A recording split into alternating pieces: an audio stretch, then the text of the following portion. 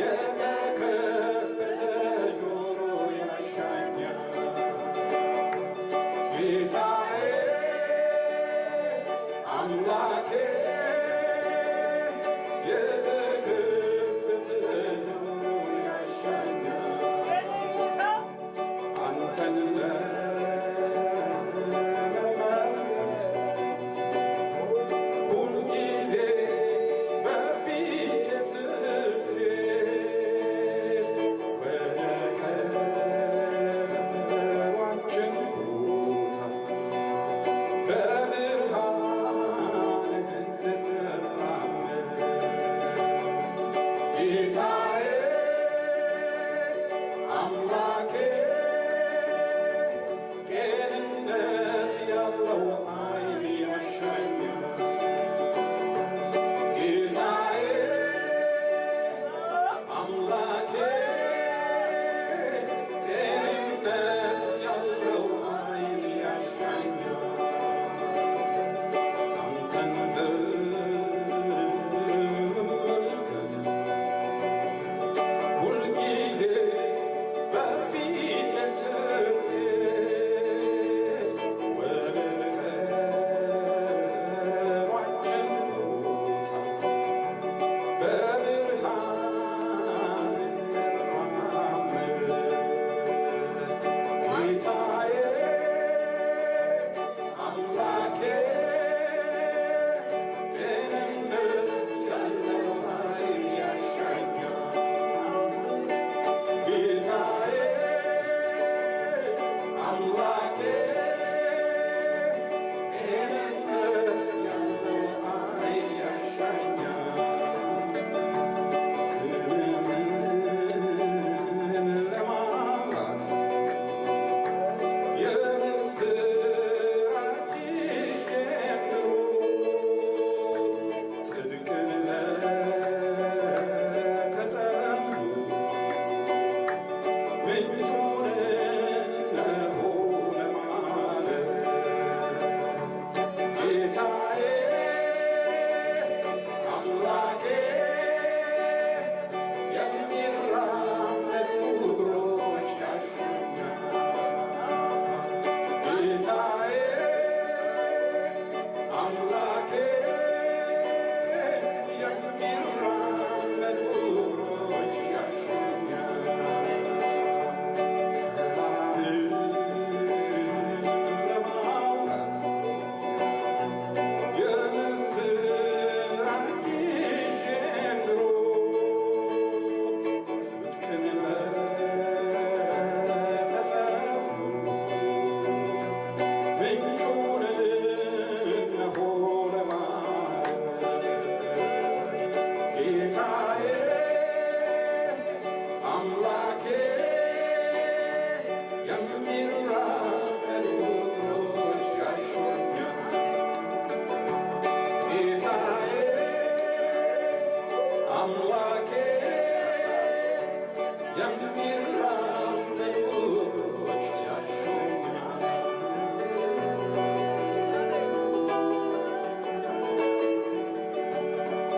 ኢየሱስ ክርስቶስ ደግሞም ሁሉን ቻይ ነው ከአንበሳ መንጋጋ ከእሳት ያወጣን ነው ልጆቹን ይወዳል ድል ይሰጣቸዋል ቃሉም ለዘላለም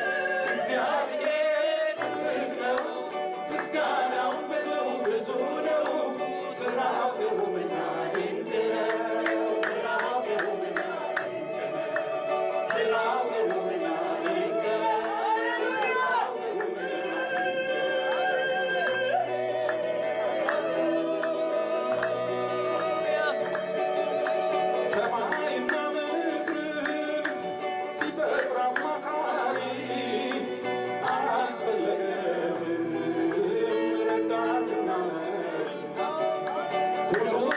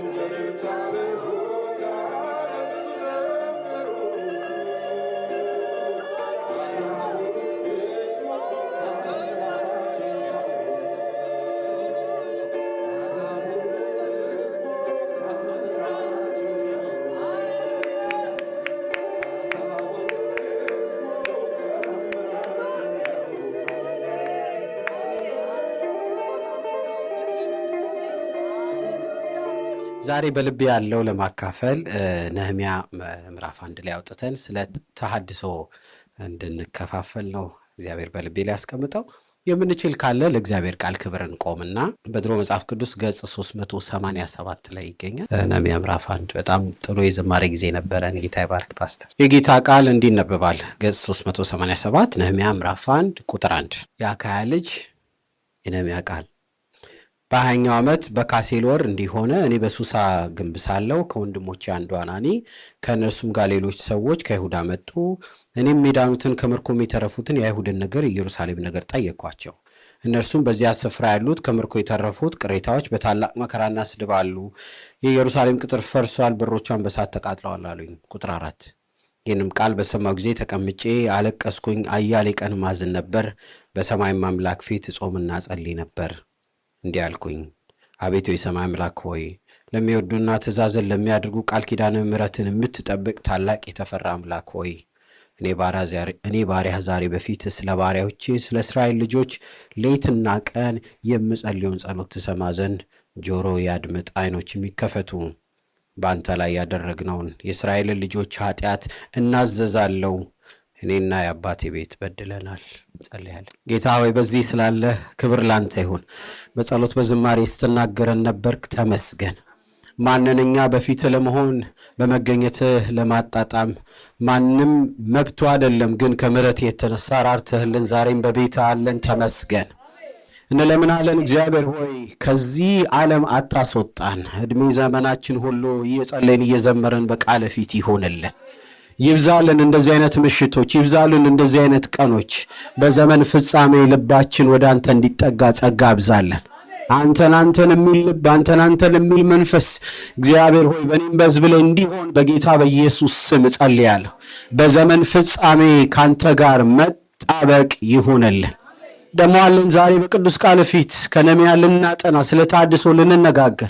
እግዚአብሔር ሆይ ጥሩ ጊዜ ለማሳለፍ አልመጣንም፣ ግን ለመነካት መጠናል። አይኖቻችን ሊበሩ መተናል። እግዚአብሔር ከህይወታችን አንተ የማያከብር ነገር ሁሉ እንዲነሳ፣ እውነተኛ ተሐድሶ እንዲሆንልን እንድትረዳን እግዚአብሔር ሆይ እንለምንሃለን። እኛ ያንተ ጥገኞች ነን፣ እንለምንሃለን። እኛ ላንተ አማራጭ የለንም፣ እንለምንሃለን። እግዚአብሔር ሆይ በቃል ተናገረን። ሃሌሉያ። በቃል ተናገረን፣ በቃል ፈውሰን፣ በቃል አጽናናን፣ በቃል አይኖቻችንን ክፈት። በቃል ያረጀ ነገር ከላያችን ላይ ይራገፍ። በቃል የዛገን ነገር ሁሉ ከኛ ላይ አንሳ። እውነተኛ የተሐድሶ ምሽት ይሁንልን። ሃሌሉያ። እናምናለን። ቃልን እየሰማን ሳለ የሆነ ነገር እንዲሆን እግዚአብሔር ከቃል በኋላ የሚመጣ መንፈስ አለ ብለን የምንጠብቅ ሞኞች አይደለንም። ቃል መንፈስ ነው። ቃል ይሰራል። ሃሌሉያ። ቃል ይተክላል፣ ቃል ይነቅላል፣ ቃል ሕያው ነው። እየሰማን እያለ እግዚአብሔር መለኮታዊ ክንድ እንዲያልፍ፣ ወደ ሕይወታችን እንዲያልፍ፣ ወደ ጓዳችን እንዲያልፍ፣ እውነተኛ ተሐድሶ እንዲሆንልን እየሰማን እያለ የሚነቀለው እንዲነቀል፣ እየሰማን እያለ የሚፈታው እንዲፈታ፣ እየሰማን እያለ አይኖቻችን እንዲበራ፣ እየሰማን እያለ በክብርህ እንድናይ፣ በልካችን በቤታችን እንድትመጣ እየሰማን እያለ እግዚአብሔር ሆይ ሃሌሉያ ራራልን። በዚህ ቤት የበዛ ምሕረት ይሆን። ራራልን፣ የበዛ ምሕረት ይሆን። ቴንክ ዩ ጂሰስ። እንዳለህ እናውቃለን። እንዴት እንደምንወድህ መንፈስ ቅዱስ። ሃሌሉያ። እንዴት እንደምንወድህ መንፈስ ቅዱስ። ይሄ መገኘት ነው ድፍረታችን። ይሄ መገኘት ነው ቀለባችን። ይሄ መገኘት ነው ግንባራችን፣ መደመጣችን፣ መወደዳችን። ይሄ ነው። ሃሌሉያ። ይብዛልን ህልውና። እኔ ደካማው ባሪያን አንተ አግዘኝ። ለሚሰሙ ለተወደደ ህዝብህ ጸጋ ይብዛ። ከኛ ጋር ባለው በኢየሱስ ስም ጸለይን። አሜን። ሃሌሉያ። ስለ ተሐድሶ ከዚህ መጽሐፍ እናጠናለን። ባለፈው በጣም ቶሎ ነው የጨረሰው ስላላችሁ 3 ሰዓት ነው ዛሬ የምንማረው። የለውበትም። መንፈስ ቅዱስ ከኛ ጋር አለ። ኢየሱስ ጌታ። የመጀመሪያዎቹን የተወሰኑ ደቂቃዎች ወስጄ የታድሶ ምንነትና በምን አቅጣጫ እንደምንታደስ እንደ ሮድማፕ ነገር እናውጣና ግን ለምጽፉ ርዕሱ የታድሶ ሰው ማንነት ወይም የታድሶ ሰው ካራክተር ብለን ከነህምያ ካነበብነው ክፍል ላይ እናወጣለን። ስንጀምር እንደዚህ ብለን እንጀምር። ታድሶ የማያስፈልገው እግዚአብሔር ብቻ ነው። እግዚአብሔር ብቻ ነው። በጊዜ ውስጥ ያለ ሰው በሙሉ ታድሶ ያስፈልገዋል። እኔ አሁን የድሮ ፎቶዬን ብታዩ ይሄ እንዳይመስላችሁ ግንባሬ በብዙ ጸጉር የተከበበ ነበረ። ምፈርዝ ነበርኩ። ጄልና ፐርም ነበር ዋና ወጪ። ግን በቃ አሁን በጉዞ ላይ ነው ያለው ታውቃላችሁ። በዚሁ ባለበት እንዲቆይ አጸልያለሁ። ከሰራ እናያለን። እስቲ የማይቀየር ነገር የለም። የ20 ዓመት የ30 ዓመት ወደኋላ 10 ዓመት ፎቶ ብናይ ሁሉ ይቀየራል። የማይቀየር እግዚአብሔር ብቻ ነው። ጊዜ ውስጥ ያለ ሁሉ ይለዋወጣል። እግዚአብሔር ጊዜ ውስጥ አይደለም፣ ዘላለም ውስጥ ነው ያለው። እንደው ለኛ እንዲገባ ነው እንጂ ኢሳይያስ ሲናገር የዘላለም ፈጣሪ ይላል፣ the founder of eternity ይላል። እግዚአብሔር ራሱ ዘላለምን የፈጠረ ነው። አብ ብቻውን ዘላለም ነው። የዘላለም አባት እንላለን።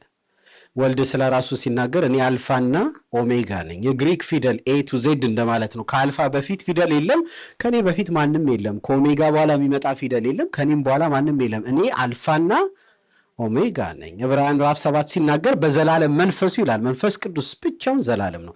ዘላለምን ሥላሴ አላዋጣውም። አብ ዘላለም ነው፣ ወልድ ዘላለም ነው፣ መንፈስ ቅዱስ ዘላለም ነው። ዘላለም ውስጥ ያለ ታላቅ አምላክ ነው። ካስፈለገም ከዘላለም ውጪ ነው።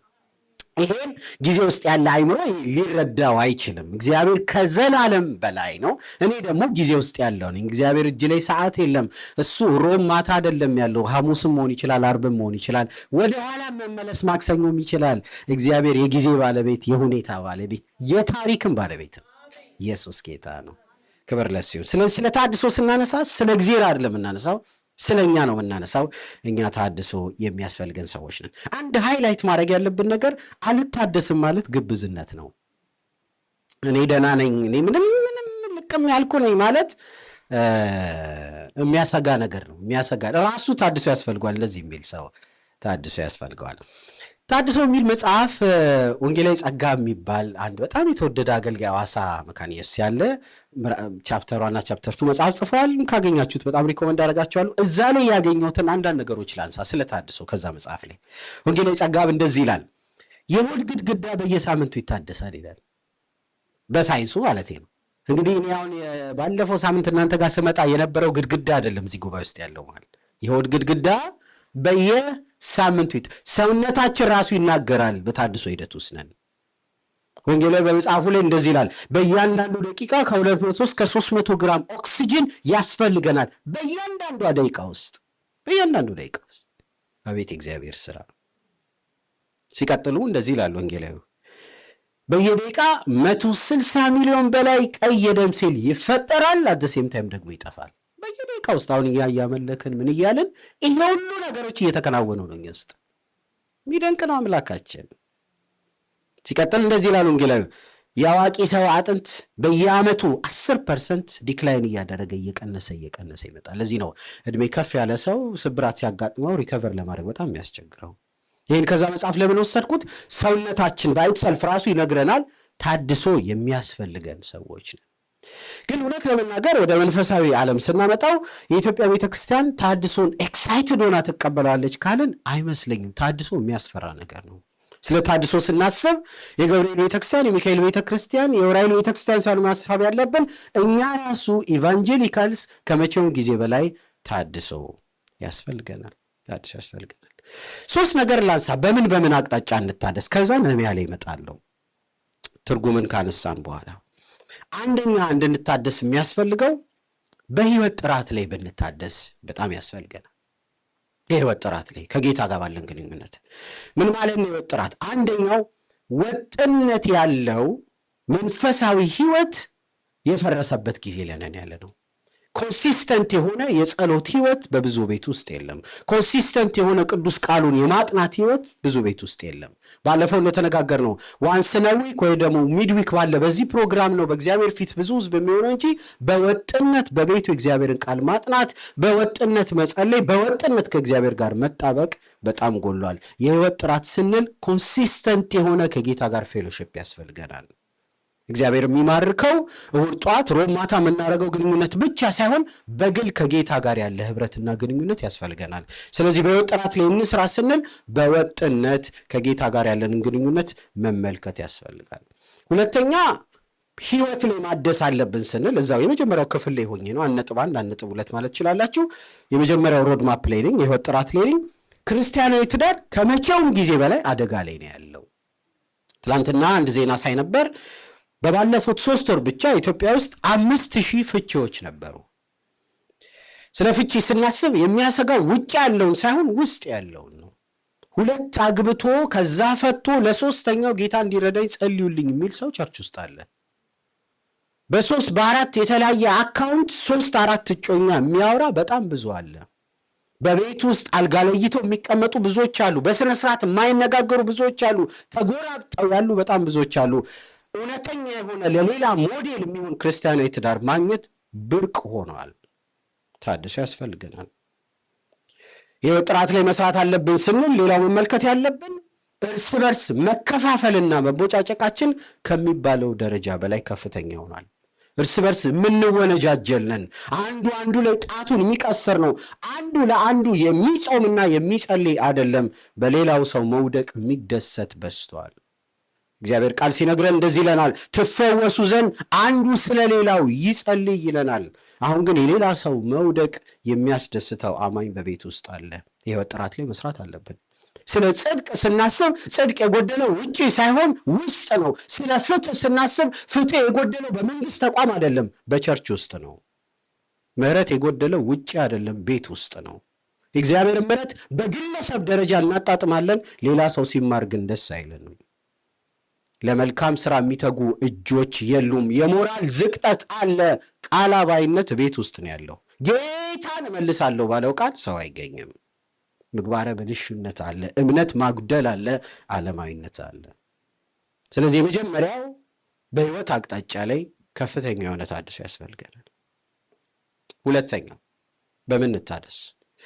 ያስተምረው ጥራት ላይ፣ ቲቺንግ ላይ። ጤነኛ ህይወት የሚወለደው ጤነኛ አስተምሮ ሲኖር ነው።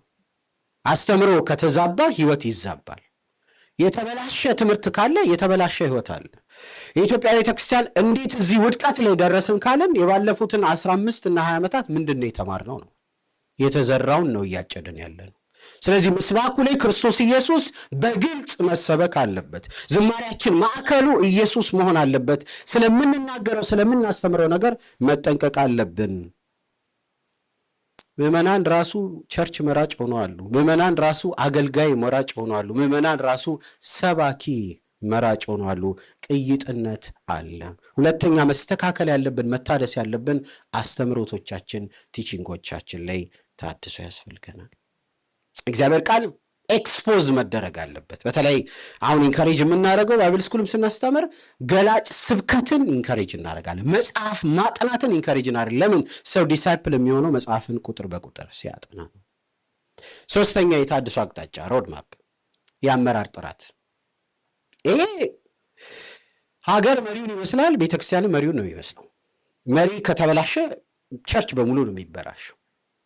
ሰው መሪነት ላይ ቢብሊካል ሊደርሽፕን እንደ ሞዴል ማየት አለብን። አሁን የሚያሰጋው ነገር የቤተ ክርስቲያን መሪዎች የብልጽግና መሪዎችን ለመምሰል ይሞክራሉ። የቤተ ክርስቲያን መሪዎች የሀገር መሪዎችን ሞዴል ለመምሰል ይሞክራሉ። መጽሐፍ ቅዱሳዊ የመሪ አካሄድና ሴኩላር ሊደርሽፕ የሚጠቀመው የመሪ አካሄድ በጣም የተለያየ ነው። መጽሐፍ ቅዱሳዊ ራስን ለክርስቶስ ማስገዛት ነው። ብዙ ጋርድም አይፈልግም። አክሰሰብል መሆን ነው፣ መገኘት ነው፣ ዝቅ ማለት ነው፣ ሎሌ መሆን ነው። የላቲን አሜሪካና የአፍሪካ መሪዎች እንደፈለጉ ከመሩ በኋላ ንብረቶቻቸው ሌላ ሀገር አሽሽተው ስልጣን ሲክዳቸው ይጠፋሉ። ተጠያቂነት የለም። ቢብሊካል ሊደርሽፕ ግን ተጠያቂነት አለው፣ አካውንታቢሊቲ አለው። እንደ ሴኩላር ሊደርሺፕ አይደለም። መስዋዕትነት ያለበት ነው፣ ማገልገል ያለበት ነው፣ ዝቅ የሚባልበት ነው እንጂ ቤት፣ ኑሮ፣ ትዳር፣ ዘመድ አዝማድ የሚለወጥበት ቦታ አይደለም ቸርች። በመስዋዕትነት የምንኖርበት ነው ቸርች።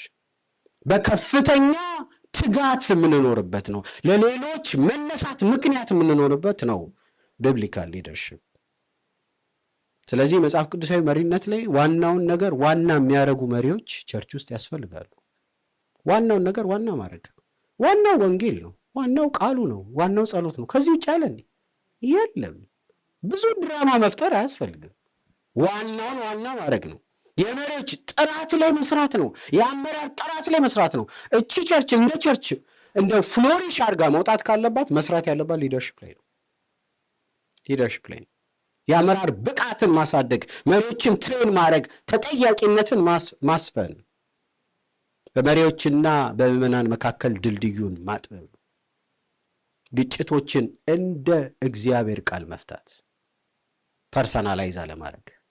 እኔ ሙሉ ጊዜ አገልጋይ ሆንኩት 19-20 ዓመት ሆኜ ነው። ለመጀመሪያ ስገባ የማውቃቸው ትልልቅ የቤተክርስቲያን አባቶች መካከል ነው ስብሰባ የገባሁት እና አንድ ኢሹ ተነስቶ 2 ትልልቅ አባቶች ሲጣሉ አየሁኝ በአንድ ጉዳይ ላይ። እኔ ከሩቅ ነው የማውቃቸው እና በሁለቱ ጠብ እኔ በጣም ደነገጥኩኝ። ቸርቹ የሚፈርስ ያህል ነው የመሰለኝ እና ሁለቱ ሲጋጩ ዝም ብዬ በልቤ አንዱን ደግፌ አንዱን ጠመድኩት። ግን ዝም ብዬ ነው የምካፈለው። ተጨቃጭቀው መጨረሻ ላይ ግን ልክ ካለቀ በኋላ ጸልየን ስንጨርስ፣ ያው ጸልዩ ነው ሁሉ ነገር የሚያልቀው፣ ስንጨርስ ምሳ የት ነን? አንተ ጋር ነን እኔ ጋር ነን ተባባሉ ሁለቱ ትልልቆቹ። በኢየሱስ ስም እኔ ኦልሬዲ እኮ አንዱን ጠምጄዋለሁ። ለካ አያችሁ የሚጣሉት ጉዳዩ ላይ ነው እንጂ ፐርሰናል አይደለም። በእግዚአብሔር ቤት ኢሹ ላይ እንነጋገራለን፣ እንጨቃጨቃለን። ነገሩ ግን ፐርሰናል አይደለም። ግጭቶችን እንደ እግዚአብሔር ቃል መፍታት፣ ውይይቶችን እንደ እግዚአብሔር ቃል መፍታት ማሳደግ አለብን። በዚህ ጊዜ ግን እንደው እኔ አሁን ቸርች ውስጥ አንድ ሰው ቁጭ አድርጌ ስገስጽ 6 ወር ነው የሚዘጋኝ። ኢትስ ኦኬ፣ ምንም ችግር የለም። ሲገባው ይመለሳል። በቡድን የሚደራጁ ሰዎች አሉ፣ በቡድን የሚያኮርፉ ሰዎች አሉ። ብዙ ነገር ነው ያለው ቸርች ውስጥ፣ በጣም ብዙ ነገር።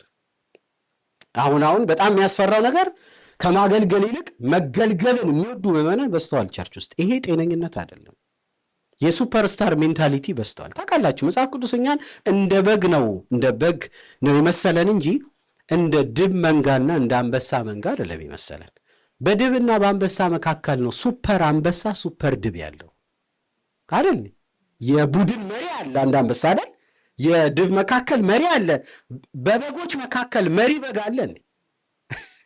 አሁን ለበዓል ስትሄዱ ላቱን ነው የምታዩት እንጂ ሊደሩ ነው። ይሄ በግ ላቱን ነው ወይ የሆነ ጎኑን ሸርፏል አልሸረፈም ነው የሚባለው እንጂ እስቲ የቡድኑ መሪ በግ አሳየኝ አይባልም። ሁላችን በእግዚአብሔር ቤት ኢየሱስን የመሰለን የምናድግ እንደ በግ ምሳሌዎች የተሰጠን ሰዎች ነን።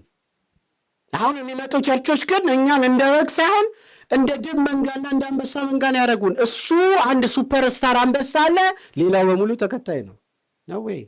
ሁላችን እግዚአብሔር በሰጠን መክሊት ማገልገል አለብን፣ መሳተፍ አለብን። መክሊታችንን ቀብረን መሄድ የለብንም። መታችሁ እድምተኛ ሜንታሊቲ ማውጣት አለብን። እግዚአብሔር በሰጣችሁ ነገር ሁሉ በቤቱ ላይ ጉድ ማለት። ሊደርሺፕ ላይ እናስተካከል ስንል ከእግዚአብሔር ይልቅ በሰው ዘንድ ያለን ተቀባይነት ለማግኘት መጣረን ማስወገድ አለብን።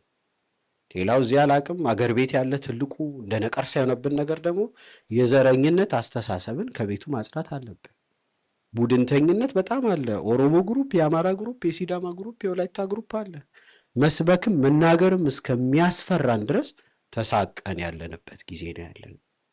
ስለዚህ 3 ሮድ ማፕ፣ አንደኛ ህይወት ላይ መታደስ አለብን፣ ሁለተኛ አስተምሮ ላይ መታደስ አለብን፣ ሶስተኛ ደግሞ ሊደርሺፕ ላይ መታደስ አለብን።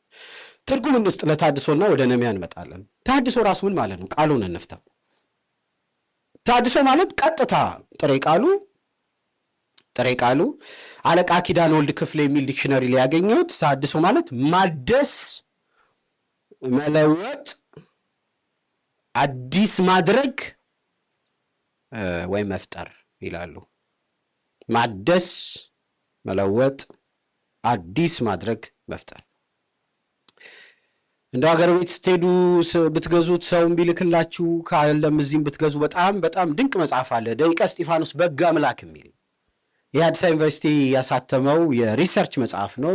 ፕሮፌሰር ጌታቸው ኃይሌ ከአዲስ አበባ 130 ኪሎ ሜትር ደብረ ብርሃን ላይ የተነሳውን ከዚህ ከጀርመኑ ማርቲን ሉተር 60 ዓመት በፊት የነበረውን የታድሶ እንቅስቃሴ የደቂቀ እስጢፋኖስ የአባ እስጢፋኖስን እንቅስቃሴ የሚተርክ ሪሰርች መጽሐፍ ነው። አዲስ አበባ ዩኒቨርሲቲ ነው ያሳተመው እና ፕሮፌሰሩ እዛ መጽሐፍ ላይ ታድሶ ነው ዲፋይን የሚያደርጉት። በጣም የሚደንቅ ትርጉም ይሰጡታል። እንደዚህ ይላሉ። ታድሶ ማለት ተደላድሎ ተመቻችቶ በተቀመጠ ስርዓት ውስጥ የዛገንና የሚራገፍን ነገር የሚያይ አእምሮ ይላሉ። አይደንቅ? ተደላድሎ ተመቻችቶ በተቀመጠ ስርዓት ውስጥ ኧረ ግድ የላችሁም እዚህ ጋር ዝጓል፣ ኧረ ግድ የላችሁም እዚህ ጋር ለቋል ብሎ የሚያይ አይን ያለው ሰው እሱ ነው የታድሶ ሰው። ጸሎቱ እየሄደ አምልኮ እየሄደ ቃሉ እየሄደ ቸርቹ በሰላም እየሄደ ግድ የላችሁም ሀዲዱን ሰብረን እዚህ ጋር ለቀናል፣ ግድ የላችሁም እዚህ ጋር የመገኘቱ ጠረን የለም፣ ግድ የላችሁም እዚህ ጋር እንደ እግዚአብሔር ቃል አይደለም ብሎ የሚያይ አይን ያለው ሰው በሰላም ሀገር፣ በድሎት ሀገር፣ በተመቻቸ ጊዜ ላይ የተከፈተ አይን ያለው ሰው እሱ ነው የታድሶ ሰው። እሱ ነው የታድሶ ሰው። ሲቀጥሉ ምን ይላሉ? የቀድሞ ይዘቱን የለቀቀ ነገር ካለ ወደ ቦታው መመለስ። ቸርች እንዲህ ነው ወይ? አይደለም። ጸሎት እንዲህ ነው ወይ? አይደለም። እግዚአብሔር ቃል እንዲህ ነው ወይ? አይደለም። ህብረት እንዲህ ነው ወይ? አይደለም። የለቀቀ ነገር የለም ወይ? ያጣነው ነገር የለም ወይ? ባለፈው ቢሮ ሆነን ይሁን ውጪ ፓስተር ሙሴ ጋር እያወራን አንድ የተናገረው ነገር በጣም ስትራይክ አደረገኝ። ስለ ኢትዮጵያ ኤክስፒሪየንስ ስታወራ ብዙ ጩኸት እንጂ ክብደት አጥቻለሁ የሚል ቃል ተጠቀመ። እግዚአብሔር ቤት ውስጥ ያለውን እያወራኝ በጣም ነው ስትራይክ ያደረገኝ። ብዙ ጩኸቶች አሉ ቸርች ውስጥ። ያንን ክብደት ለመሙላት የመጡ አርቲፊሻል ጩኸቶች አሉ። እግዚአብሔር በመገኘቱ ሲሰራ እንዲህ ነው ወይ? የሆነ የጎደለ ነገር የለም ወይ? ያጣነው ጠረን የለም ወይ? ያጣነው ውበት የለም ወይ? የሆነ ያጣነው ክብደት የለም ወይ? ካለ ወደ ቀድሞ መመለስ። ይሄ ነው ታድሶ። ይሄ ነው ታድሶ። ትንሽ ትርጉሙን እንቀጥል፣ ገፋ እናድርግ፣ ወደ ውስጥ እንግባ። ታድሶ ካወራን የሕያውነት ምልክት ነው። እግዚአብሔር ለሙታን ስለ ታድሶ ያወራል። ስለዚህ ያየው ህይወት አለ እዚህ ቤት ማለት ነው። ያየው ጠረን አለ እዚህ ቤት ማለት ነው። አለ ህይወት አለ፣ የሆነች ነገር አለች። እሷ እንድታድግ ስለፈለገ ነው። ታድሶን ካወራን ታድሶ ማለት በሰው ድካም ውስጥ የሚገለጥ የእግዚአብሔር ኃይል ማለት ነው። ኢየሱስ ጌታ ነው። እንደምንችል ማሰብ የለብንም መታደስ ከፈለግን።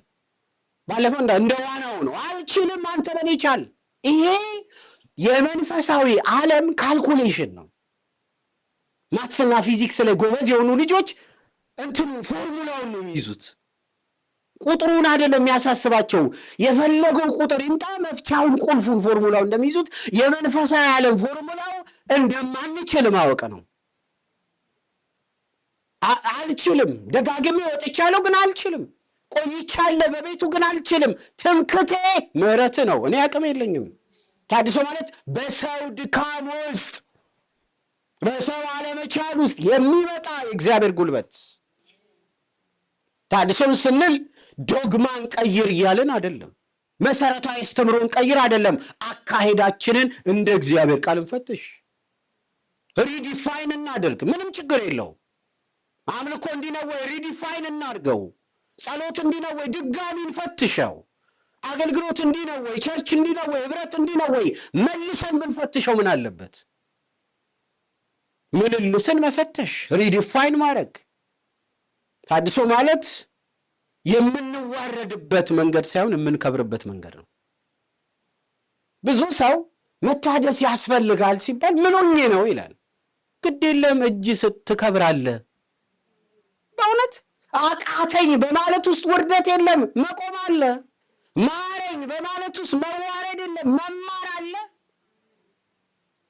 አልቀን ደቀን መሰዊያችን ፈርሶ ከእግዚአብሔር ርቀን አርቲፊሻል የሆነ ጩኸት ከምናመጣ የለውም አቅቶኛል ማለት አንዋረድበትም፣ እንከብርበታል። የተወደዳችሁ እንደገና ካልተሰራን መስራት አንችልም። እንደገና ካልታደስን የታድሶ ምክንያት መሆን አንችልም። ተሐድሶ አደጋ ሳይሆን ስጦታ። ኢየሱስ ጌታ። ይህንን ዴፊኒሽን ከሰጠን ለመግቢያ ካወራን ወደ ነህምያ እንምጣ። ነህምያ የተሐድሶ መጽሐፍ ነው። በጣም የሚደንቅ 13 ምዕራፍ ያለበት ነው። እኛ በቤተክርስቲያናችንም የትምህርት ጊዜያችን ላይ አጥንተነዋል። በተለይ ከምዕራፍ 1 እስከ 6 ምዕራፍ 3 ላይ 10 በሮች የታደሱበት አስደናቂ መጽሐፍ ነው። አስደናቂ መጽሐፍ። እኔ መጀመሪያዎቹን 5-6 ቁጥሮች ዛሬ ከኔ ጋር እናነሳለን። እንደ ርዕስ ላንሳው፣ ኤክስፖዝ እያደረግን ብንመጣም ግን እንደ ርዕስ የተሐድሶ ሰው ማንነት፣ የተሐድሶ ሰው ማንነት። ኢየሱስ ጌታ ነው። ከኔ ጋር ናችሁ? ሁሉ ሰላም ነው? ጌታ ይባረክ። ወደ ነህምያ እንግባ። ከመጽሐፉ ጋር እንሂድ። የአካያ ልጅ የነህምያ ቃል ይላል። የአባትና የልጅ ስም ትርጉሙን ብናየው ጥሩ ነው፣ ትርጉም ይሰጠናል። አካያ ማለት ድቅድቅ ጨለማ፣ እግዚአብሔር ቁጣ እንደማለት ነው።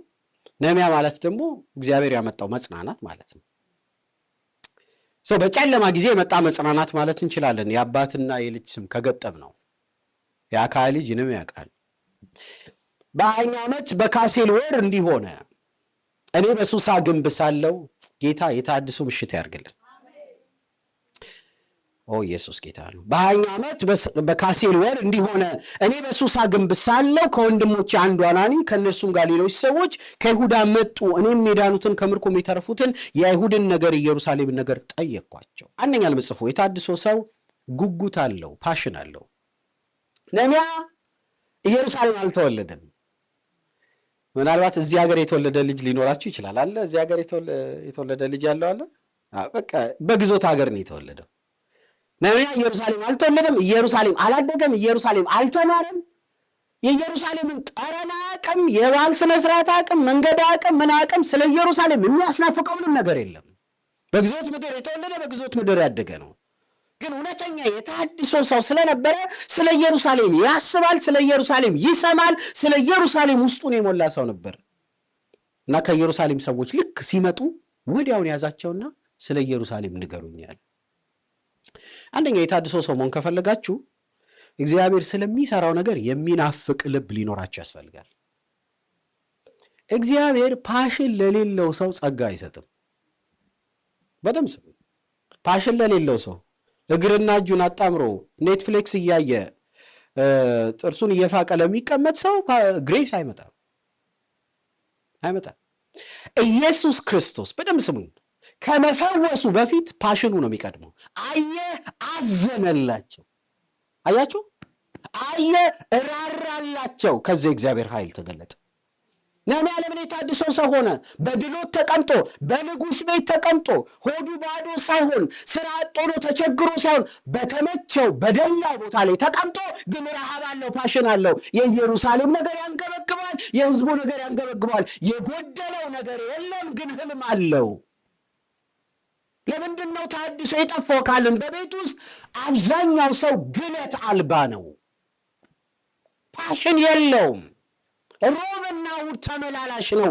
የሚያንገበግበው ነገር የሚበላው ነገር የለውም። እግዚአብሔር ሆይ በዘመኔ ይህን ሳታረግ እንዳትገለኝ፣ በሌላ ሰው እንኳን ስትሰራ ሳላይ እንዳልሞት የሚል ህልም የለውም። እዚህ ሀገር አገልጋዩ ቤንሂን ጉድ ሞርኒንግ ሆሊ ስፒሪት የሚለው መጽሐፍ ላይ ሲጽፍ ስለ ፈውስ አገልግሎት እንዴት እንደገባ ሲናገር በፈውስ ከማገልገሌ በፊት ይላል ሆስፒታል እየሄድኩኝ በሽተኛ እያየሁ አልቅሼ እመለሳለሁ። ምንም እኮ አልጸልይም፣ እግዚአብሔር ኃይል አልተገለጠም። አይቺ እግዚአብሔር ወይ አትፈውሳቸውም ግን ብዬ እመለሳለሁ። ሳለቅስ ከሆነ ዘመን በኋላ እግዚአብሔር ጸጋውን ሰጠኝ።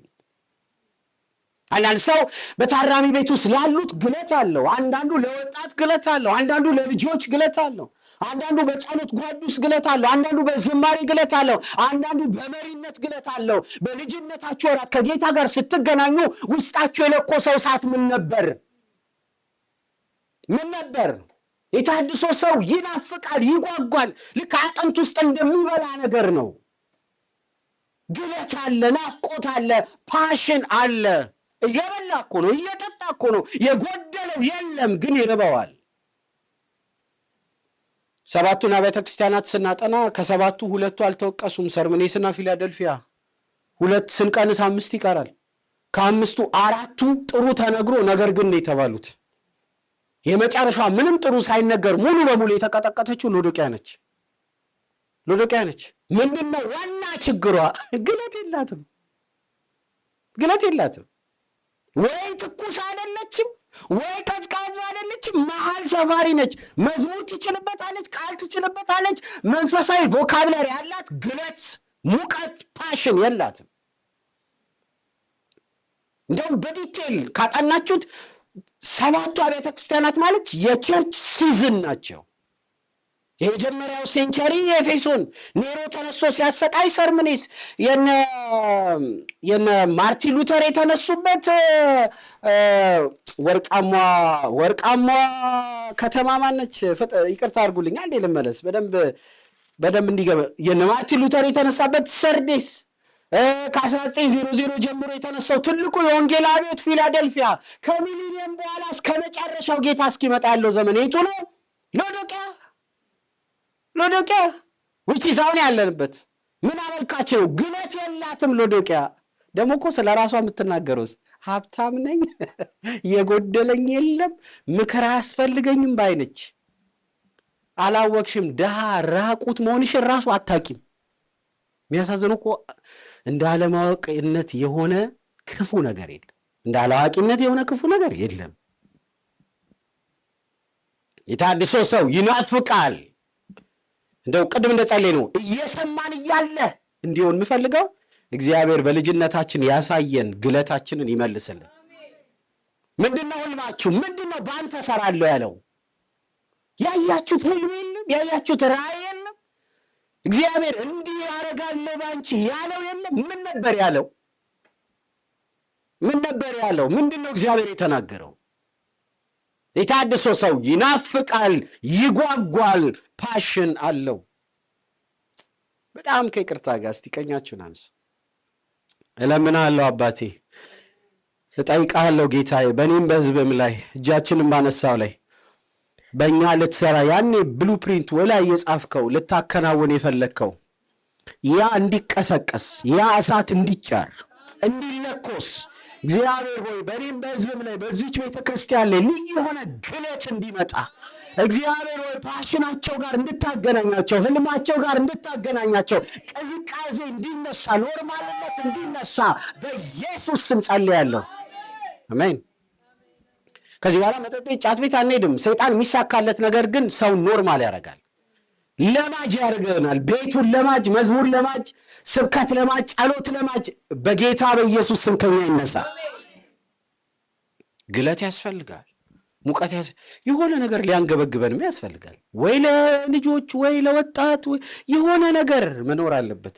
ይሄ ነገር ሲነሳማ ወንድም ከላይ ያስችለው ምንባልበት ምንለይበት። ይሄ ነገር ሲነሳ ከላይ ያስችላት፣ በዚህ ነገር ከመጣ እሷን አናግሯት እሱን አናግሩት ምንባልበት መለያ ህልማችን እግዚአብሔር ከሱ ጋር ያገናኘን።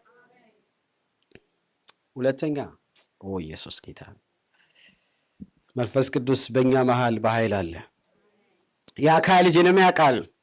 በ20 ዓመት በካሴል ወር እንዲሆነ እኔ በሱሳ ግንብ ሳለሁ ከወንድሞቼ አንዱ አናኒ ከእነሱም ጋር ሌሎች ሰዎች ከይሁዳ መጡ። እኔም የዳኑትን ከምርኮም የተረፉትን የአይሁድን ነገር ኢየሩሳሌምን ነገር ጠየቅኳቸው። ሁለተኛ ለምጽፎ የታድሶ ሰው ሚዛናዊ ሰው ነው፣ የባላንስ ሰው።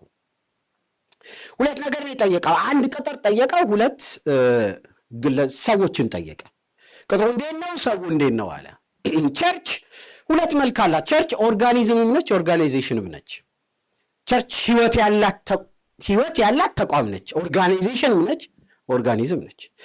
ኦርጋኒዝም ስንል በቁጥር እናድጋለን። ኦርጋኒዝም ስንል እንጽናናለን። ኦርጋኒዝም ስንል የከበደን ነገር ይለቀናል። ህይወት በመካከላችን አለ። በሰው ቁጥርም እናድጋለን፣ እንጽናናለን፣ እንባረካለን። የሆነ ህይወት አለ እኛ መካከል። ኢየሱስ ጌታ ነው። ህይወቱን ያብዛልን።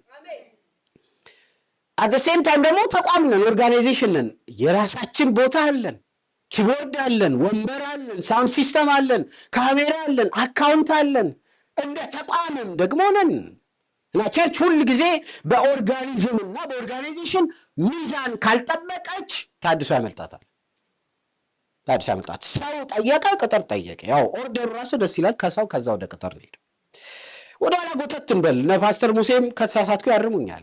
80ዎቹ 90 አካባቢ ላይ የኢትዮጵያ ቤተክርስቲያን ኦርጋናይዜሽኗ ደካማ ነው፣ ኦርጋኒዝሟ ጠንካራ ነው። ሰዎች በቤት ውስጥ ገብተው ይጽናናሉ። ምንም ለመጸለይ የጥቅስ ጋጋታ አያስፈልግም። እንደ ገባን ቤት ውስጥ የጸሎት ደመና አለ። መሬቱ አሸዋ ነው፣ ከላይ ሰማያዊ ሸራ ነው፣ ከጎኑ ቆርቆሮ ነው፣ አግድም እንጨት አለ፣ ሚስማሩ ራሱ ወጥቷል። ያለ መንበርከኪያ በካርቶን ሰው ይንበረከካል። እጁን እየወጋው ሚስማር ሳያውቀው 2-3 ሰዓት ያነባል፣ ይጸልያል። እንዲህ ጸልይ ከዚህ ጋር መጥቶ የሚቀሰቀሰው ባለ ጥቅስ አያስፈልግም። ኦርጋኒዝሙ ፓወርፉል ነው። ወደ አዳራሽ ሰው ሲገባ እግሩ ይማታል። ፈራ እግዚአብሔር በልቡ አለ። አጋንንት ደቂቃም አይቆይም። ሰዎች ይድናሉ። በቃል እንነካለን። በግሪኩ በሂብሩ አያስፈልገንም። ልባችን ቅን ነው። ብዙዎች ወደ እግዚአብሔር መንግስት በኃይል መጥተዋል። ተቃዋሚ ነገሩ ደካማ ነው። ለአገልጋዮች በቅጡ እንኳን ቀለም መስፈር አትችልም። ኪቦርድማ ቅንጦት ነው። በከበሮ ነበር ጌታ የሚመለከው። እንደዚህ ባይክ ምናምን አይተንም አናቅም። አሰባት ቤተክርስቲያንን ጌታ ትልልቅ አዳራሽ ገነባች። የሚያምሩ አዳራሽን ገነባች። የሚገራረም ሳውንድ ሲስተም። እዛ ያለውን ብታየው ምን ልትሉ? ኢትዮጵያ ማለት ነው። እንደዚህ አይነት ማይክ ሁሉ አለ። የሌለ ነገር የለም። ያምራል አዳራሻችን። አሁን መሬታችን አፈር አይደለም፣ ሴራሚክ ነው። አካውንታችን ወፍራም ነው። ትልልቅ አክሲዮን ባንክ ውስጥ አለን። ለአገልጋይም በቂ ቀለም እንሰፍራለን። ግን ስንገባ እንደ በፊቱ እግራችን አይማታም፣ አይደነግጥም። ውስጣችን ቃል ስንሰማ ራሱ የሚረበሽ ማንነት የለንም። እግዚአብሔር በግልጥ እንኳን ሲናገረን አንደነግጥም።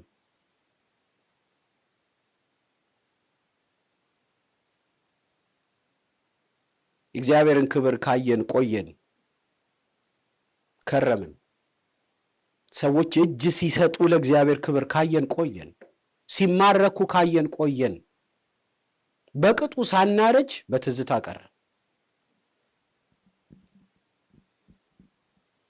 የታድሶ ሰው የሚዛን ሰው፣ ሚዛን መጠበቅ ከየት? ከግል ሕይወት በጸሎትና በቃል ራሱ ሚዛን ማድረግ። መጸለይ ጥሩ ነው። ቃል ማንበብ ጥሩ ነው። ማገልገል ጥሩ ነው። ከሚስት ጋር ጊዜ መውሰድ ጥሩ ነው። በእግዚአብሔር ቤት መትጋት ጥሩ ነው። ቁጭ ብሎ ደግሞ ከእግዚአብሔር መስማት፣ ራስ ላይ ኢንቨስት ማድረግ ጥሩ ነው። ረጅም ርቀት የሚሄዱ ሰዎች የሚዛን ሰዎች ናቸው። ለሰዎች በመድረስና እነሱ ደግሞ ተሸሽገው በእግዚአብሔር ፊት በመሆን ሚዛን። አማሌቆች ክፉ ናቸው። ሲማርኩ አውራጣት ነው የሚቆርጡት። ለምን? ሰው መራመድ እንዳይችል ማለት። ባላንስ የሚያደርገው አውራጣት። ብዙ ሰው መንፈሳዊ ዓለም ላይ አውራጣቱ ተሰብሯል። ሚዛን የለውም፣ ይንገዳገዳል። ነህምያ የሚዛን ሰው፣ የባላንስ ሰው። ጸጋ ይብዛልና ይርዳና። ሶስተኛ የአካል ልጅንም ያውቃል። በአኛ ዓመት በካሴል ወር እንዲሆነ እኔ በሱሳ ግንብ ሳለው ከወንድሞቼ አንዱ አናኒ ከእርሱም ጋር ሌሎች ሰዎች ከይሁዳ መጡ። እኔም የዳኑትን ከምርኮም የተረፉትን የአይሁድን ነገር ኢየሩሳሌም ነገር ጠየቅኳቸው። ሶስተኛ የታድሶ ሰው የኢላማ ሰው ነው። የትኩረት ሰው ነው። የሚገርማችሁ 13ቱንም ምዕራፍ እኛ ቸርች በአጥቢያችን አጠንተናል። 13ቱ ምዕራፍ ላይ የምናገኘው አሁን የመጀመሪያ 1 እና 2 ቁጥር ላይ የምናነበው ነው። ሌላ ምንም ነገር የለም። ቅጥር ኢየሩሳሌም፣ ቅጥር ኢየሩሳሌም፣ ቅጥር ኢየሩሳሌም። የታድሶ ሰው በአንድ ነገር ላይ ብቻ ነው ትኩረት የሚያደርገው። ብዙ ቦታ ራስን መጣድ ችግር አለው። የመቀባት ምልክት አይደለም። ለእህቶች እግዚአብሔር የሰጠው ጸጋ በጣም ይገርመኛል። በአንድ ጊዜ ብዙ ነገር ማድረግ ይችላሉ። ለእህቶች የሚገርም ጸጋ ነው ጌታ የሰጣቸው። አሁን የኔ ሚስት ስልኬ እዛ ጋ ነው እንጂ ምሳሌ ለመስጠት ልጃችንን አቅፋ አላለቀሰም። በስንቱ እያየች ነው። ወጥ ደግሞ እያማሰለች ነው። በዚህ ጋር ደግሞ ስልክ እያወራች ነው። ከእናቷ ጋር አገራዊ የሆነ ሚስጥር ታወራለች። አልተቋረጠባትም። ድራማውንም ሚስ አላረገችም። ባሲም አላለቀሰም። ወጡም አላረረም። ይሄ ሁሉ ነገር ነው የሚሆነው። መጋቢ በአንዴ በጣም ጎበዝ ናችሁ እኮ በእውነት ነው። እኔስ ወንድ ማለት ሪሞት ይዞ ቲቪ ካየ ሌላ ነገር አያስብም። ብታወራው ራሱ ድምፅ እንዳለ ነው የሚሰማው እንጂ የሆነ ድምፅ እንዳለ ያውቃል እንጂ ልክ ነሽ ይላታል። እየሰማት አይደለም። በኋላ ነው አልጋ ላይ ቅድም ያልኩን ነገር ምን ወሰንክ? ምን ያልሽኝ? ድሮም አንተ አትሰማኝም። ለዚህ ነው የሆነ ስለገባኝ የሆነ ነገር እየሰራው እያነበብኩ ከሆነ ድምፅ ከሰማው አቁሜ ምን አልሽኝ ነው? እሺ ላነብ ነው። ጨርሰሻል?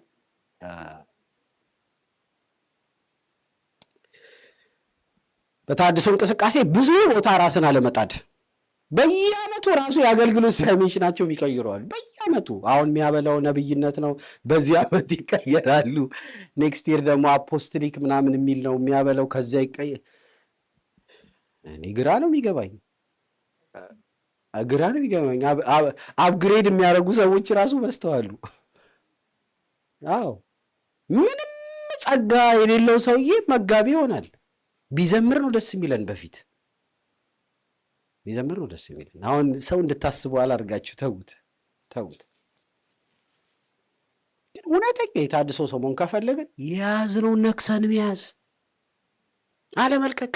ዘማሪ ነው በቃ መዘመር፣ በዛ ላይ ሰባኪ ነው በደንብ መስበክ፣ አመራር ላይ ነው በደንብ መምራት፣ ጸሎት ላይ ነው በደንብ መጸለይ፣ ወንጌል ስርጭት ላይ ነው በደንብ ማገልገል። አንዱን ነገር ይዘን እስከ መጨረሻው መትጋት።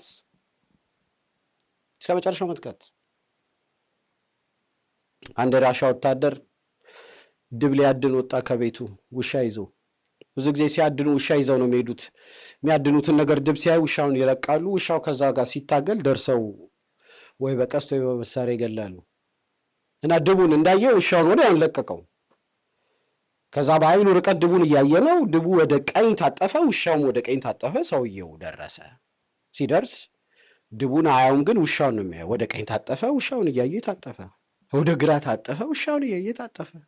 ከዛ ወደ ቀኝ ታጠፈ፣ ውሻውን እያየ ታጠፈ። ከዛ ከፊቱ ጥሻ አለ። ዘሎ ጥሻ ውስጥ ውሻው ገባና ሲወጣ አይጥ ይዞ ወጣ።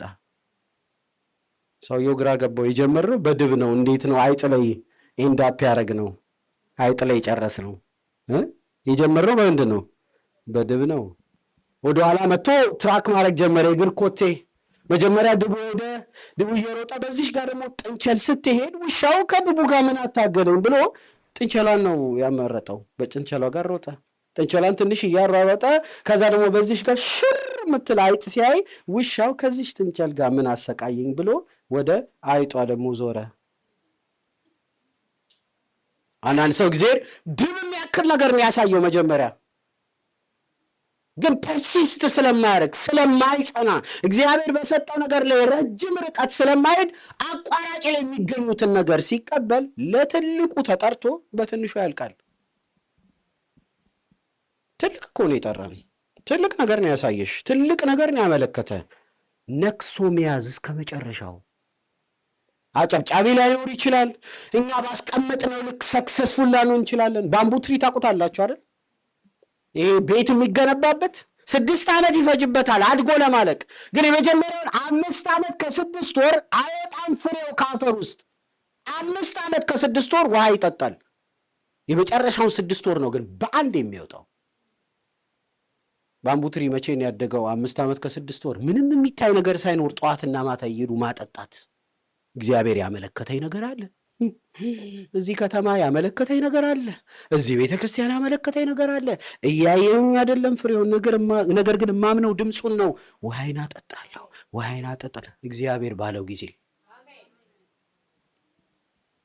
ጽኑ። እግዚአብሔር ባሳያችሁ። አንድ ጊዜ ስቶክሆልም ስዊድን ተቀምጬ ፌስቡኬ ላይ ሎኬሽኔን ፖስት አደረኩ። እዚህ ነኝ ያለሁት ብዬ ወዲያውን ሜሴንጀር ላይ አንድ ጓደኛ የደወለ። ድሮ ሰንዴ ስኩል አብረን ያደገልች እንዴ ስቶክሆልም ምን አለኝ። አዎ የት ነህ አንተ? እዛው ኤርፖርት ነኝ አለሁ። እንዴ ድሮ ወዳጅ ምን ልታረግ መጥተህ? ለሆነ ጉዳይ መጥቼ። አንተስ? እኔ ለአገልግሎት መጥቼ። የት ነው? ሎኬሽንን ላክልኝ። ላኩለት። መጣ። ከረጅም ጊዜ በኋላ ነው ያገኘሁት። ኢማጂን እንግዲህ የሆነ ሀገር በሆነ ቅስፈት የልጅነት ወዳጅ ማግኘት። ወሬ ተጀመረ። እንዴት ነህ አንተ? እኔ አገልግሎት ላይ ነኝ። ምን እያረክ ነው? እንደዚህ እያረኩኝ ነው አልኩት። ከዛ አንተስ አልኩት። እኔ የሚገርም አለኝ ሲያወራኝ፣ ጓደኛዬ በጣም ሀብታም ሆኗል። እኔ እዚህ ሀገር የቢዝነስ ሚቲንግ ነበረኝ ተፈራርሜ፣ ወደዚህኛው ሀገር ደግሞ ሌላ የቢዝነስ ሚቲንግ አለኝ። በመሀል ዲሌይ ስለሆነብኝ ለምን ስቶክሆልምን አላያትም ብዬ ነው ብሎ ሲያወራ፣ በቃ በጣም ሀብታም ነው። ጨነቀኝ። ራሱ የሚያወራው ነገር ከኔ ጋር ምንም አይገናኝ። ከዛ በልቤ ያው አገልጋይ ነገር ወዲያውኑ ወደ ቸርች መምጣት ፈለግኩና ታገለግላለህ ማለት ከበደኝ። ከሚያነሳልኝ ነገር ታገለግላለህ ከምለው ቸርች ትሄዳለህ ወይ ብለው ይሻላል ብዬ የምልህ ቸርች ትሄዳለህ አልኩት። ኦረ ሰንዴ ስኩል ማስተማሪን አልተውኩም አላለኝም። ዋ እኔ ሳቀው በደሳሳ ጎጆ በዛ በልጅነታችን ልጆች ጋር ሲያስተምር አውቀዋለሁ። እግዚአብሔር በዛ ሁሉ ስታተስ ውስጥ አስቀምጦት፣ በዛ ሁሉ እንቅስቃሴ ውስጥ አስቀምጦት ሰንዴ ስኩል ማስተማር አልተወም። በቃ ነቅሶ መያዝ፣ ስታተስ ቢቀየር፣ ስም ቢቀየር፣ አድራሻ ቢቀየር፣ ጉንጫችን ቢሰፋ፣ ቤታችን ትልቅ ቢሆን፣ የምንነዳው ትልቅ ቢሆን፣ እግዚአብሔር የሰጠን ጋር ነቅሶ መያዝ። አንድ ቀን ፊቱን ቆማለን። ይሄው 2 ነበር የሰጠኝ ጌታ፣ 4 አረኩ።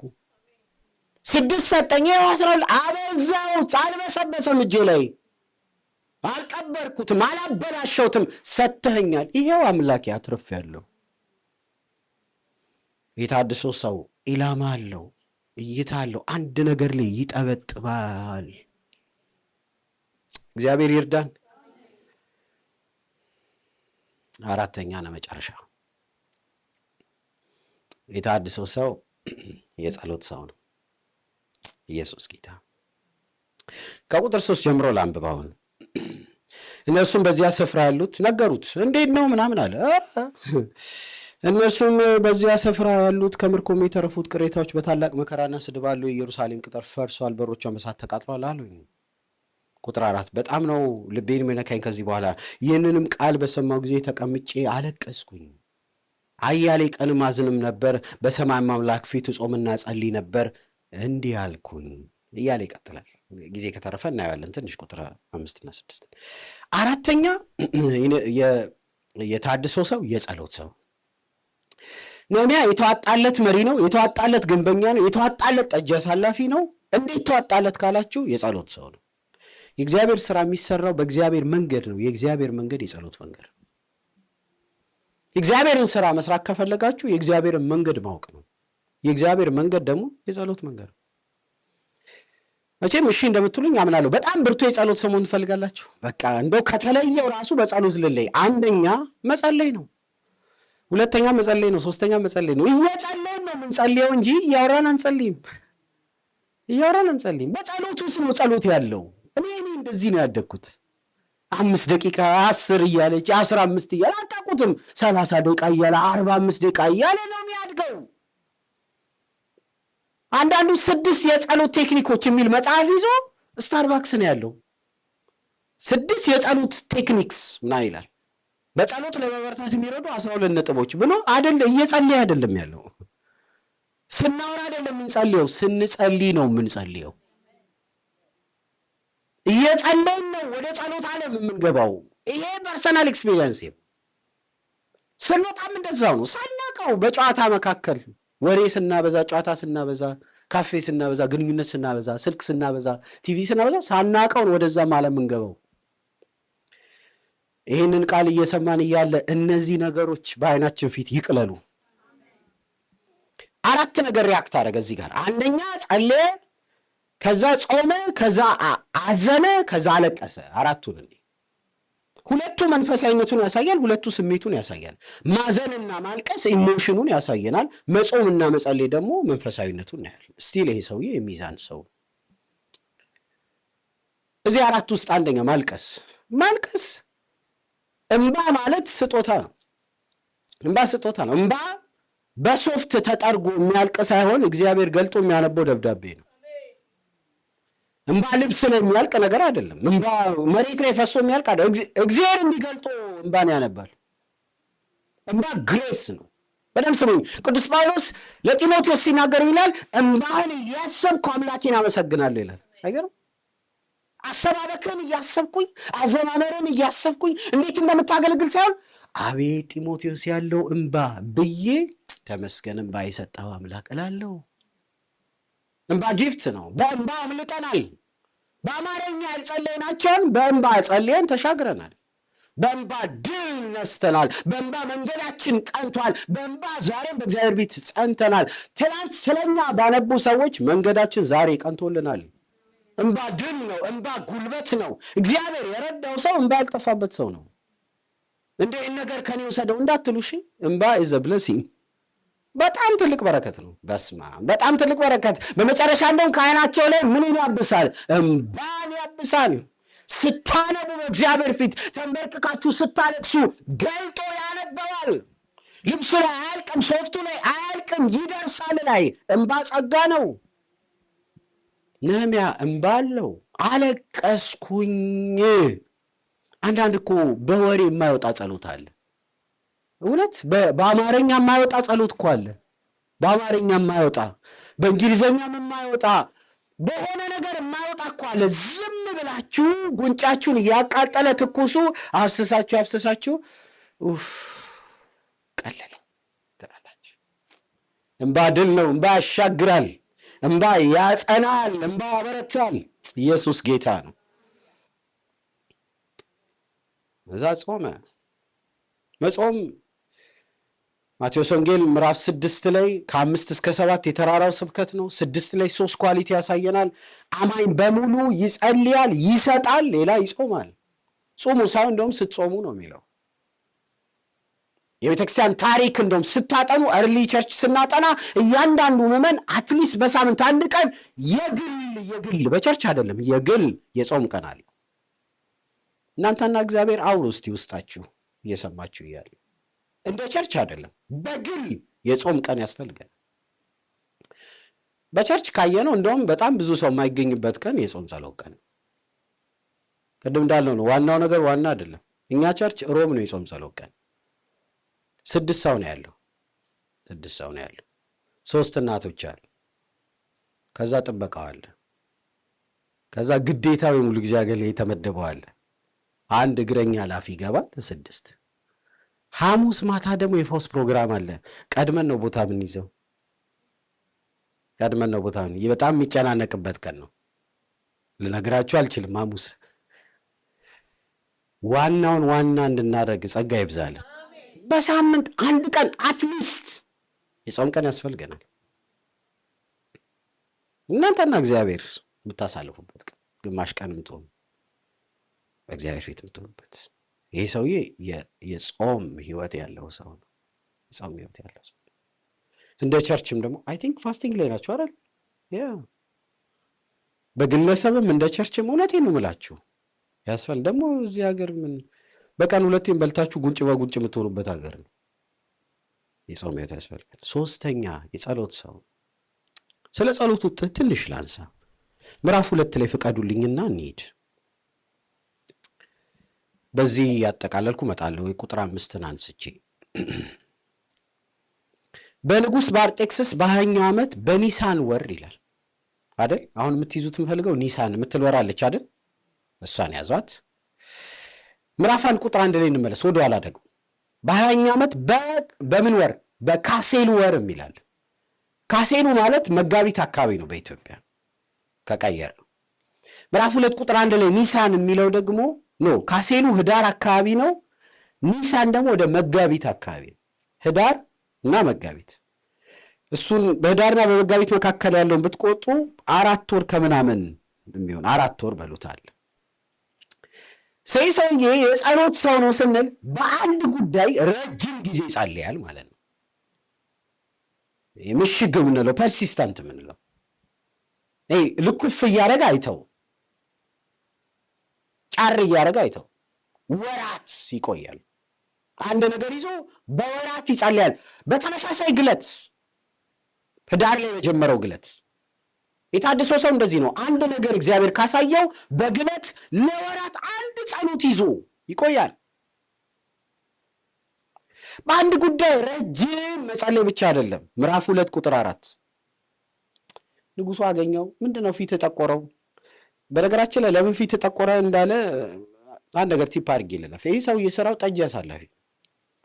ጠጅ አሳላፊ ማለት የንጉሱ የመጨረሻ ጠባቂ ማለት ነው። ንጉስ በአጥር ይጠበቃል፣ በወታደር ይጠበቃል፣ በግል ጠባቂ ይጠበቃል። የመጨረሻ የሚጠበቀው ንጉስን በጠጅ አሳላፊ ነው ማለት ይሄ አጥር በሉት ወታደር በሉት ይሄ ሰርክሉ ያሉ የግል ጠባቂዎች ሁሉ ከሚታይ ነገር ነው የሚጠብቁት። ነገር ግን በምግብ ተመርዞ ንጉስ እንዳይሞት የመጨረሻ ጠባቂው ከማይታይ ነገር እንዳይሞት የመጨረሻ ጠባቂ ማለት ጠጅ አሳላፊ ነው። ጠጅ አሳላፊ ማለት መጀመሪያ ቀምሶ ነው ንጉሱ የሚበላው፣ መጀመሪያ ጠጥቶ ነው ንጉሱ የሚበላው። ስለዚህ የዚህ ሰውዬ ፊት ከጠቆረ ችግር አለ። ምን ሆነ ነው አለው። የኔም በኋላ እንዳይጠቁር ነው። አረ ኬዙ ሌላ ነው አለ። ምን ሆነ ነው? የአባቴ ሀገር ቅጥር ፈርሷል፣ ህዝቡም ተዋርደዋል። ልብ ያዝኖ ነው እባክህ። በነገራችን ላይ ነው ጄኒውን ነው የልብ ሰው ነው። ባይዘው ነሚያ አያስመስለው። አንዳንድ ሰው አልቆ ምን ሆነ ነው ደህና ነኝ ይላል። ራባሳ ካደማ ምን አይላል? አረ የለም አልቀሃል።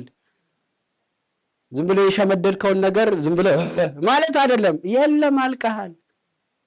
የልብ በቃ ጄኒውን ነው። እኔ ያዝኛለሁ። ምን ሆነ? በቃ ህዝቤ ተዋርዷል፣ ቅጥሩ ፈርሷል።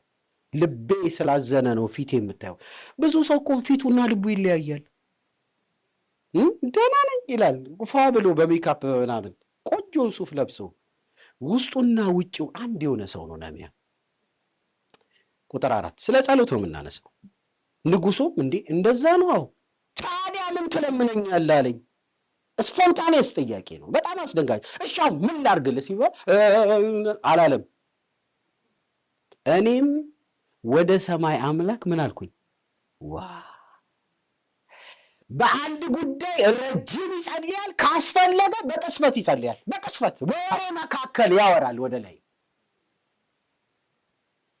እንዴት አይነት ሻርፕ ሰው ነው! አንዳንድ እኮ በወሬ መካከል ወደ ላይ ሳናወራ የተዋዋልናቸው ውሎች ኪሳራ አምጥተውብናል። ድንገት እዛው መወሰን ያለብን ነገር የለም። አዎ በልምድ ስንወስን ቆይ እንትና ልደውልለት እስቲ ልጠይቀው ስንል በቅስፈት ማውራት ሲያቅተን የከሰርነው ብዙ አለ። ይሄ ሰውዬ አስደናቂ ነው። ካስፈለገ ለወራት ይቃትታል፣ ካስፈለገ በቅስፈት ይጸልያል። ቢሮስ መጸለይ፣ ድራይቭ እያደረግን መጸለይ፣ ከሰዎች ጋር እያወራን ራሱ መሀል ላይ ወጣ ብለን ወደ ላይ። ሃሌሉያ ሃሌሉያ። እንደዚህ አይነት የነቃ ሻርፕ መንፈስ ጌታ ይስጠን። ቅድም አንድ ስብከት እየሰማው ቄስ ትዕግስቱ እየሰበከ በጣም የሚደንቅ ምሳሌ እንተናገር። ቢሮ ቁጭ ብዬ እያለ የልጅነት ወዳጅ መጣ አለ። መጣና ገና አይቶኝ አለቀሰ አለ። እኔም ተያይዤ አለቀስኩ። ኬዙንም አልሰማሁም። አለቀሰ፣ እኔም አለቀሰ። ሲረጋግ ምን ሆነ ነው ምንድን ነው ግን ያስለቀስከኝ ስለው ባለቤቴ እባክህ ምጥ ይዟት ሆስፒታል ምናምን አለኝ አለ። ሲለኝ እኔም ባለቤት እንደዚህ በምጥ ምናምን ስለተቸገረች እና ብዙ ስላለፈች አብሬ አዘንኩኛል። እና ምን ላድርግልህ ስለው በቃ ማስያዣ ምናምን ብለውኛልና ብር ፈልጌ ነው። የፈለግከውን ማስያዣ ውሰድ፣ አሁን ባለቤቴ ችግር ውስጥ ነች፣ ብር ፈልጌ ነው። ከዛ ደግሞ እሱ ከመምጣት በፊት ቸርች ደሞዝ ተከፍሎኝ ደሞዙን ጠረጴዛ ላይ አድርጌ ብሩ ላይ እያመሰገንኩ እያለ ነው የገባው ሰው እያለ። ኧረ ምንም ችግር የለም ይኸው ደሞዜ፣ ማስያዣም አልፈልግም እሰጥሃለሁ አልኩትና ልክ ልሰጠው ስል ውስጥ ያዘናል።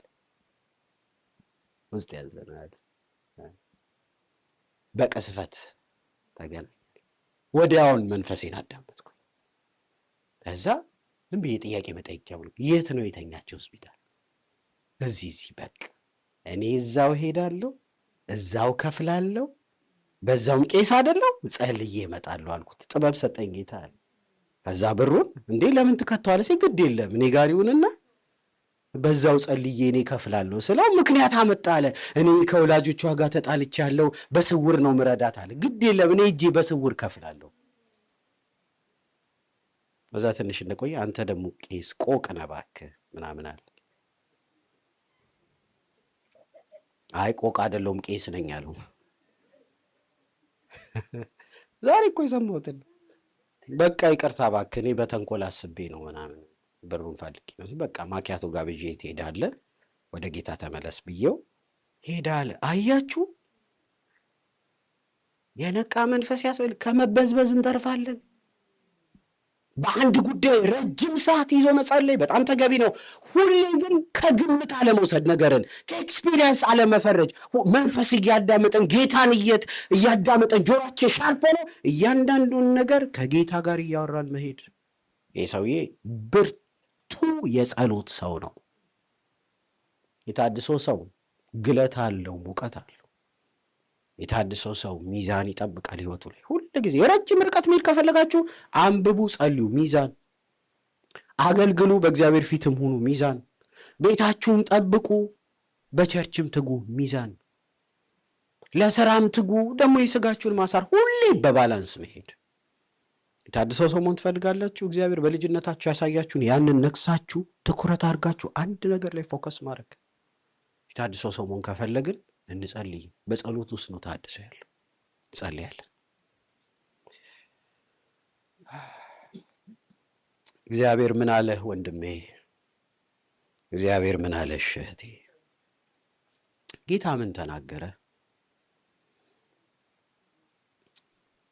እንደ ግለሰብ፣ እንደ ቤተ ክርስቲያን ምንድን ነው የጌታ ድምፅ ዛሬ?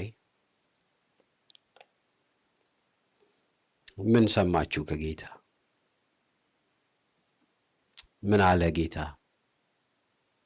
የቱ ጋ ነው ጉድለቱ? የተወሰደ ግለት አለ፣ ሙቀት አለ። ፓሽናችን ከተወሰደ እሱ ጋር ሚዛን ከጎደለ እንመልከት። የፎከስ ችግር ካለ የእግዚአብሔር ቤት የሚሰራው በጸሎት ነው። እግዚአብሔር እቺን አጥቢያ በጸሎት ይለያት። እቺን ቤተ ክርስቲያን ገና ስንገባ የጸሎት ደመናውን ሴንስ እንድናርግ፣ እንደ ስሙ ይሄ ቤት የጸሎት ቤት እንዲሆን መታደስ ይሆነልን። መታደስ። ጥቂት እድል ልስጣችሁ ለራሳችሁ እንድትጸልዩ። መታደስ፣ እንደ ቤተሰብ መታደስ፣ ከትዳር አጋሮቻችን ጋር መታደስ፣ ከልጆቻችን ጋር መታደስ። ባለቀ ዘመን እንዲሁ ከንቱ ኑሮ እንዳንኖር ጨከን ብለን እውነተኛውን መንገድ ይዘን እንድንሄድ። በልተን ጠጥተን ዘመን አይለቅ።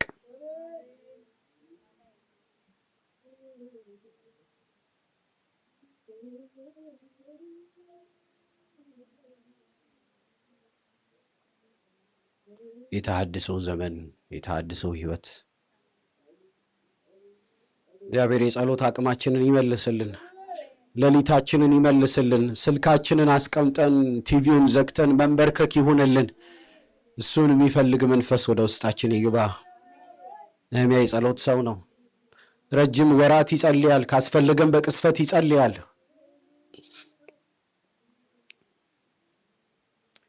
እንደገና ረሃብ፣ እንደገና ጥማት፣ ትላንት ምንም እንዳላየ፣ እንደገና ናፍቆት፣ እንደገና ጉጉት አንተ ወዳለህበት፣ እንደገና ረሃብ፣ እንደገና ጥማት፣ ትላንት ምንም እንዳላየ፣ እንደገና ናፍቆት፣ እንደገና ጉጉት አንተ ወዳለህበት፣ ናና እስቲ አጠጣኝ፣ ናና እስቲ አጉርሰኝ፣ ውጪውን ሳይሆን ክብር ግርማህን፣ ሌላውን ሳይሆን በላይ ያለውን፣ ሌላውን ሳይሆን አንተ ራስህ፣ ናና እስቲ አጠጣኝ፣ ናና እስቲ አጉርሰኝ። እንደገና መነካት፣ እንደገና መቆም፣ እንደገና መበርታት፣ ሃሌሉያ። እንደገና መታደስ፣ እንደገና መቀጣጠል፣ እንደገና ወደ ህልማችን፣ እንደገና መጾም፣ እንደገና መጸለይ፣ እንደገና ማንባት፣ እንደገና ወደ አመለከትከን በትኩረት መሮጥ ለዚህ ህዝብ እንዲሆን፣ ለኔም እንዲሆን፣ ለዚህች ቤተክርስቲያን እንዲሆን እንጮሃለን። እግዚአብሔር ሆይ የታድሶ ዘመን 2026 የታድሶ ዘመን እንዲሆንልን፣ ወደ ቃል የምንመለስበት ዘመን እንዲሆን፣ ተንበርክከን የምንጸልይበት ዘመን እንዲሆን፣ እንደ ቤተሰብ በፊት የምንሆንበት ዘመን እንዲሆን፣ እንባችን የሚመለስበት ዘመን እንዲሆን፣ ያሳየን ህልማችንን የምንኖርበት ዘመን እንዲሆን እግዚአብሔር ሆይ ወደ ምሽጋችን የምንገባበት፣ የምንጾምበት፣ የምንጸልይበት ዘመን እንዲሆን ሃሌሉያ። እንደገና ናና አንሳን፣ አበርታን። እግዚአብሔር ሆይ የሰጠመ የነበረውን ጴጥሮስ ስቦ ያወጣው ያ እጅህ ስቦ እንዲያወጣን፣ ከማጡ ስቦ እንዲያወጣን፣ ከተያዝንበት ነገር ስቦ እንዲያወጣን ኢየሱስ የጸሎት መንፈስ በዚህ ጉባኤ ላይ ይውደቅ። በእያንዳንዳችን ላይ መንፈስ ይሆንልን። እግዚአብሔር ሆይ ይሆንልን። ሌሊታችንን መልስልን፣ ምሽታችንን መልስልን። እንደገና ረሃብ፣ እንደገና ጩኸት፣ እንደገና ወደ አንተ መሮጥ። ሃሌሉያ ሃሌሉያ ሃሌሉያ ሃሌሉያ ሃሌሉያ ሃሌሉያ። አቅም ለህዝብ ይሆን፣ ብርታት ለህዝብ ይሆን። ለዚህ ቤት አቅም ይሆን፣ ለዚህ ቤት አቅም ይሆን። ለባሪያዎች አቅም ይሆን፣ ለመሪዎች አቅም ይሆን፣ ለአገልጋዮች አቅም ይሆን። በዚህ ለሚያገለግሉ ሁሉ አቅም ይሆን። የታድሶ ጉበኛ እንድታረጋትችን ቤተክርስቲያን አገልጋዮቿን የታድሶ ምክንያት እንድታረግ፣ መሪዎቿን የታድሶ ምክንያት እንድታረግ፣ ህዝቦቿን የታድሶ ምክንያት እንድታረግ እግዚአብሔር ሆይ እየሰራ እንዳለ ከሩቅ እንድንሰማ ልዩ የሆነ ነገር እየሆነ እንዳለ ከሩቅ እንድንሰማ ምዕራፍ ይቀየር። የታድሶ ዘመን ይሁን፣ አዲስ ቻፕተር ይሁን። ሃሌሉያ ሃሌሉያ። ያባከነን በዓይናችን ፊት ይቅለል። ጊዜያችንን የወሰደ በዓይናችን ፊት ይቅለል። ሳናቀው ዘመናችንን የበላ በዓይናችን ፊት ይቅለል። እግዚአብሔር ሆይ ይቅለል። ይዋረድ ፊታችን ላይ። ጸሎት እንደገና ይክበር።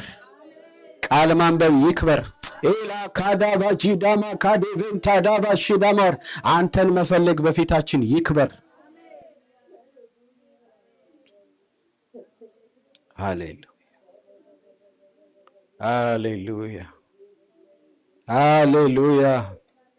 አዲስ መንገድ፣ አዲስ ምዕራፍ ለዚች ቤተክርስቲያን ስለሚሆን አመሰግንሃለሁ እግዚአብሔር ሆይ። በመጨረሻው ዘመን ነገር ሲከፋ የከበደ ክብር ደግሞ ወደ ቤት ትልካል። ዓለሙ ሲጦዝ፣ ዓለሙ እየከፋ ሲመጣ የሚወጥ ያንን የሚያዋርድ በፊትህ የሚያቀል ክብር ደግሞ በቤት ትልካል።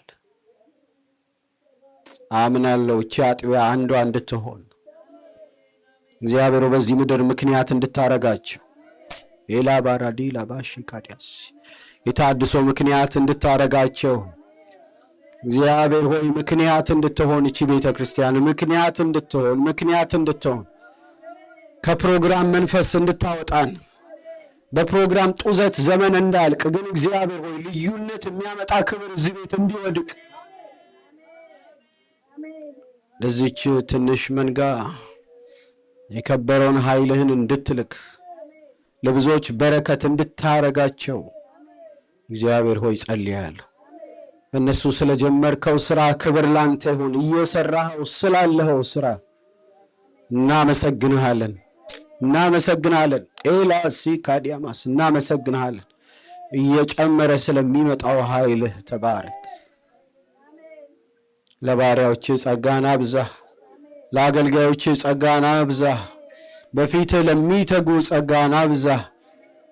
እግዚአብሔር ሆይ ቺን ቤተክርስቲያን በብዙ ስለምታስባት ተመስገን። ታድሶ ነው ለኛ። ሃሌሉያ ሃሌሉያ ሃሌሉያ። እንባችንን ትመልሰዋለህ፣ ጉልበታችንን ትመልሰዋለህ። የጾም ጸሎት ቀናችን ይመለሳል። ሃሌሉያ። እንደተበዘበዝን አያልቅም፣ እንደተወሰደው አያልቅም፣ አቧራ እንደከደነው ዘመን አያልቅም።